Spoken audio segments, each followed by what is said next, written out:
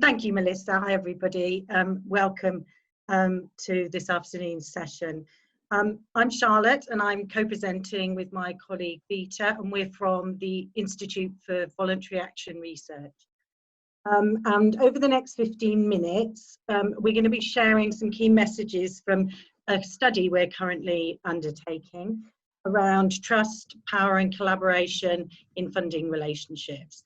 So essentially, that is what it takes for the voluntary community and social enterprise sector to develop a human learning systems approach in their organisations and in working with others.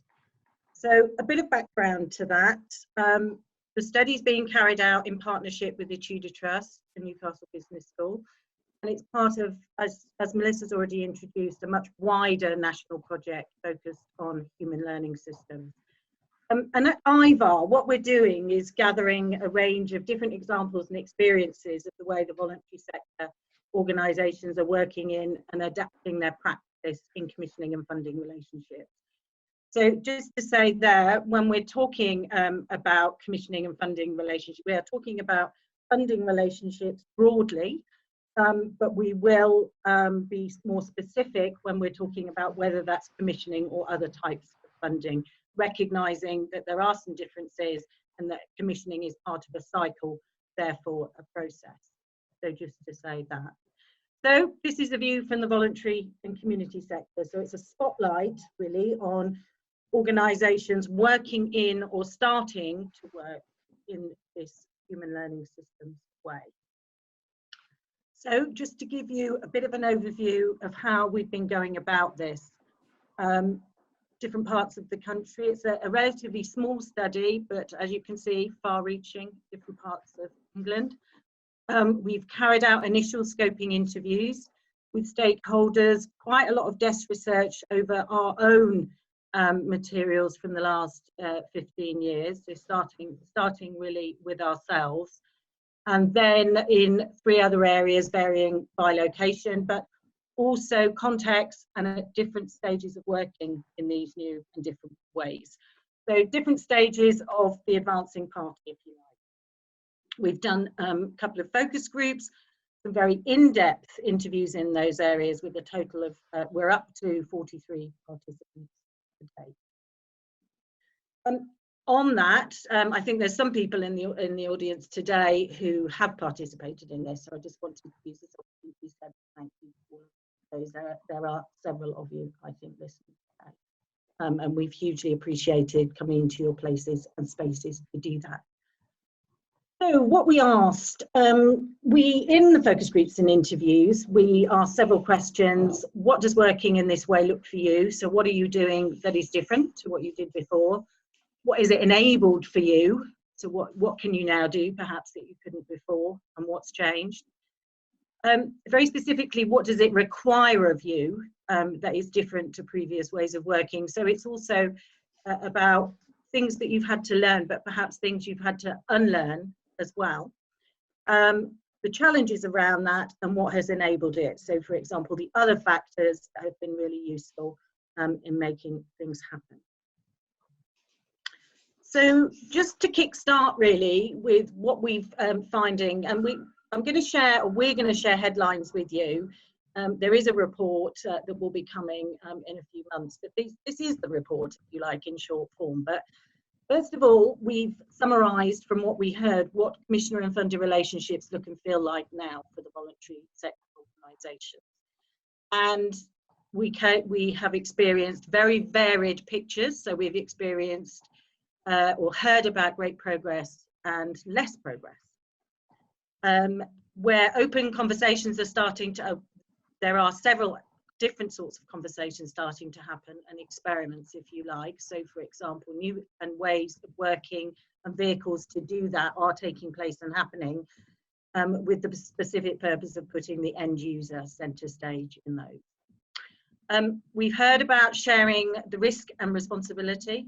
It's tough and not about one organisation anymore.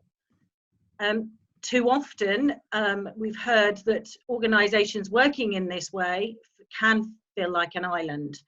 and very, very isolated in it, more enabling ingredients are needed around them to move things on. So sometimes there's a question of there may be a voluntary sector organisation that's really working in this way, but it doesn't necessarily have the enablers around it for it to do much more. We're hearing that it's hard and that it requires considerable focus and a new mindset developed. And that developed over much time. So where there's a history in a particular area of a certain way of working, that has helped. And that way of working needs to happen across all parties. Again, I'm going back to the ingredients that are key. For some, austerity is seen as either an opportunity to do things differently, or it can be a block. So it both encourages new ways of looking at and doing things, and being creative in that, and it can provide an excuse for not doing so. So for example, just sticking to old ways of working, old ways of doing things without changing. The voluntary sector talks about feeling caught in a cycle in funding relationships, of constantly having to persuade others to prove their worth. And one of the things that people think really has helped in lots of ways is having champions and space to do stuff together and give status and legitimacy to the work. And that has felt really important. So I'm going to hand over to Vita now, who's going to continue with a bit more detail around some specifics in the study. Before I do that, I'm not quite going to hand over to Vita. And so a little bit of an excerpt from the report. Having a history of working in this way really helped, and now actually having that in a contract provides the solid permission.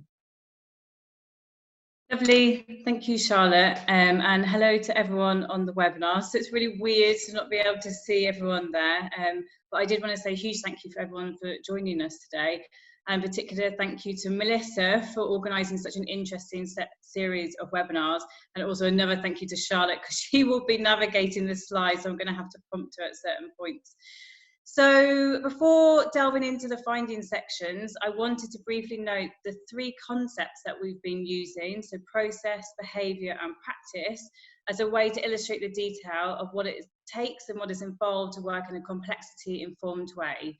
That said, these concepts that we're using shouldn't be viewed as separate, and you'll see from the findings that they are overlapping and inform one another. Next slide, please.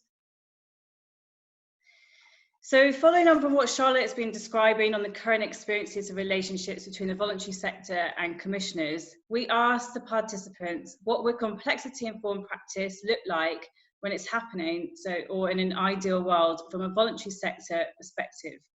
So in regard to process, participants talked about wanting to have more of an open commissioning, so to move away from the current feeling of them and us, and this involved more transparent decision-making through joint working and outreach.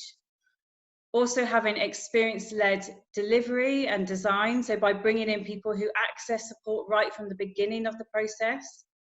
And for the voluntary sector organisations to be more confident, to be experimental about what they do, so to learn from this process. And this also means about accepting that it's okay to fail.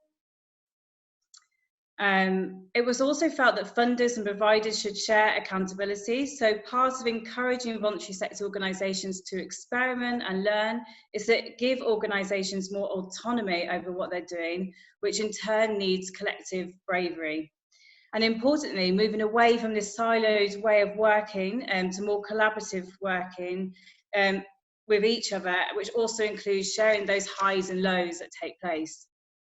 So the behaviour that is needed for this to happen, what we noticed was it requires a strong value base that is shared system-wide, and participants describe these values as based on generosity, respect, compassion and commitment. Charlotte, would you like to just show the other slide a sec? So one participant described this as how you get transformational change in the system.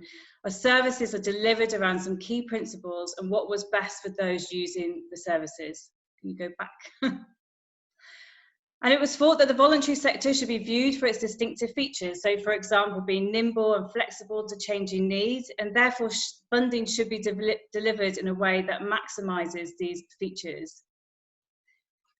We also were asking individuals and organisations about the things that they needed to learn, but also the things that they needed to unlearn. So we heard at times that relationships within the voluntary sector can be tense, conflictual and competitive, and therefore there is a need to create a unified sector.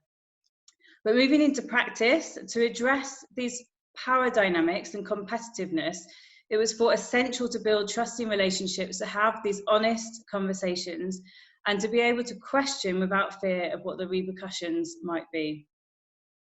Also, devolving power and control within and across organisations. So this is done by staff, so trusting staff and volunteers, so thinking that they are the experts in knowing how to support particular groups. And finally, ideally, there should be leadership buy-in into this way of working, which also includes the officer or middle management level. Next slide. But we really wanted to find out what it takes and requires for voluntary sector organisations to work in a complexity-informed way. And this includes those people that are already doing this in some ways, but also for others that are thinking about dipping their toes into working in this way. So this isn't an exhaustive list, but it does give you an idea of some of the key learning that can be shared with other voluntary sector organisations. So in regard to process, this was initially about starting from a different place. So including having different conversations with commissioners right from the beginning of the process and throughout, but also the focus should be on the need and not organisational preservation. It also requires a place-based approach by having a joint understanding of what the collective assets are in a place, so understanding what the challenges and opportunities are as well, to be able to respond quickly to local need. And as previously mentioned, organisations need to be given the confidence and support from funders to be more experimental and to take more risks. So participants talked about funders walking alongside you rather than having this hands-off way of working. But participants were particularly keen for a more relational approach. So one example was about funders coming to visit services rather than that are being delivered as a way of reporting. So when thinking about behaviour, we recognise that relationships needed to be invested in, so not thinking that trusting relationships happen overnight, but they need to be nurtured. And by bringing together voluntary sector organisations and commissioners to listen and have honest, frank conversations, even when things don't seem to be working out to plan, this will result in more and better conversations. So a key aspect is about behaving in a human way to all stakeholders. So this was described as letting something of yourself show, so not separating yourself professionally, which people then responded to differently. Can we see the extract, please, Charlotte? So one participant described this as, it's about being human, being kind to yourself, being kind to your peers, and being kind to the people that you're working with, because actually if you adopt that principle, you're going to get it right most of the time. Can we go back? So this behaviour of being human is driven by the shared set of values and morals that was described previously, and was also described as being a collective conscious. So whilst it is often realistic to start small when initially thinking about adopting this way of working, it is important to not stop there, but to really remember that it does take time to get others on board. So to truly embed this way of working, there should be commitment to applying this mindset more broadly within and across organisations, which does require individuals to be brave and to take risks. And then finally, just looking at practice, we found that there was importance of getting external support in, so looking at around system leadership, and this could be a facilitated space to listen and reflect. Also developing accessible language between commissioners and the voluntary sector, or at least acknowledgement of terms, so that it's informed by shared understanding of this way of working. And also access to commissioners, so to be able to reach and meet with those key individuals and to have these face-to-face meetings for these two-way conversations to take place. And key catalysts and leaders are essential to promote this way of working, to get it off the ground. However, for this practice to become truly embedded, it does require a collective response and joint decision-making. So just the next slide, please. Lovely.